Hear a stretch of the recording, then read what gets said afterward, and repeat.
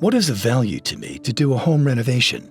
How do I determine which company is best for me and my family? All important questions if you're about to take on a home renovation. When people are deciding to remodel, there's a lot of different ways to go about it, and it's sometimes the largest investment you'll make besides buying the house initially. As people make that decision, it's important to understand all the different approaches you can take. There's the hire a designer and have a really nice design and then go out and find general contractors. There's the hiring a general contractor and they might have a designer that can help you design it. And there's a design build process that really has design and the construction under one roof. There is a lot of multi-generational living going on, and that has to do with a little bit with aging and aging in place, and giving people the opportunity to have a space where they can interrelate together, and also so that they can get apart from each other when they need to. The thought of living through a renovation can be stressful. Hiring a credible design-build firm can help ease that stress, being all under one roof from concept to completion.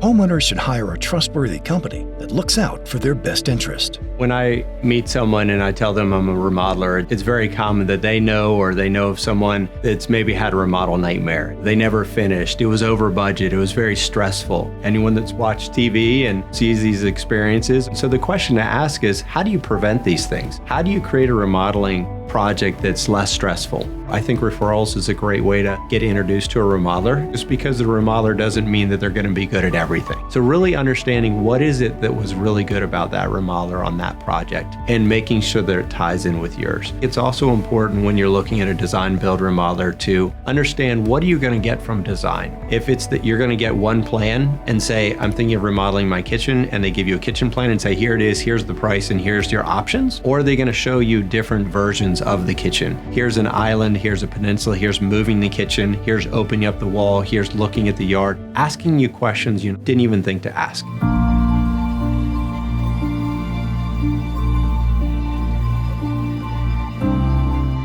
Prior to the remodeling starting, we come in and we want to really put the project manager and the designer in front of you and get to know, how do you live? What's your lifestyle look? Do you have pets? Towards the end of the job, we'll do a substantial completion walkthrough where we'll walk through, and by definition, we're saying, is the room ready to be used? Whenever you're in the remodeling industry, you're actually a guest in their home.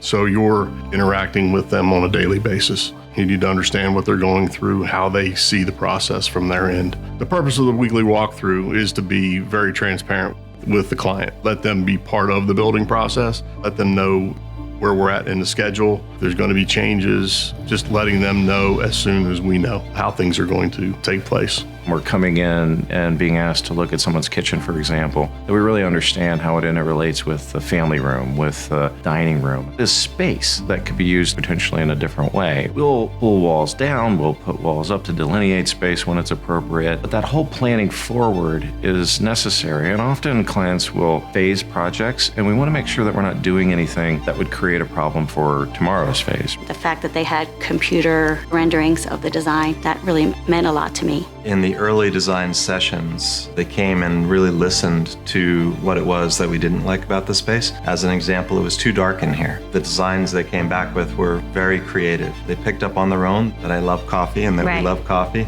and designed into the space something that reflected our personalities and what we like, and that they were really listening to us and how we wanted to live in the space. There was no other choice.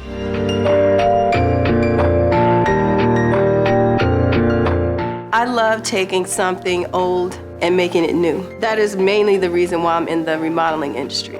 But it's just something about taking an existing space and breathing new life into it that really gives me joy. We realize that just like I have strengths and weaknesses, all of our designers also have their strengths and weaknesses. By putting more than one together, it allows different perspectives of the same problem. And then once you start construction, if we run into challenges, that designer can come out and we can have that meeting right there with the homeowner and the designer and the project manager and say, hey, this came up, what should we do about it? The entire process of being able to work with them and to talk directly to the designers customers and have people listen carefully and attentively to our ideas, and even more to intuit what we were thinking or hoping in the end when everything's over and you're looking at this culmination of your ideas through the design build company. It's a joy to walk through that space and to know that we chose this. It's like a sense of accomplishment. I once had a client say, I want a designer to ask me questions I didn't know to ask. It is really powerful. We hope we're asking the questions you didn't think to ask. We want to help you discover what you really need.